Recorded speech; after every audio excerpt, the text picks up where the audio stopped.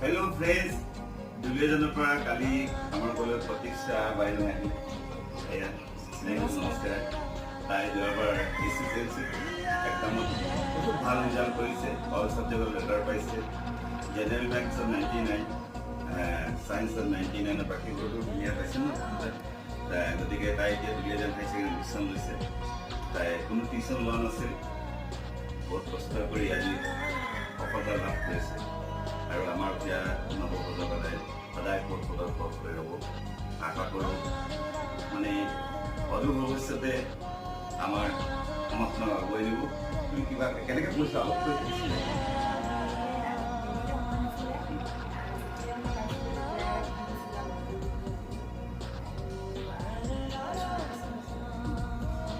আচলতে আপোনাৰ এটা কথা জনোৱা নাই, তাই ক্লাছ 9 পঢ়ি থাকোঁতে ক্লাছ 10ৰ ল'ৰা ছোৱালী আৰু 9ত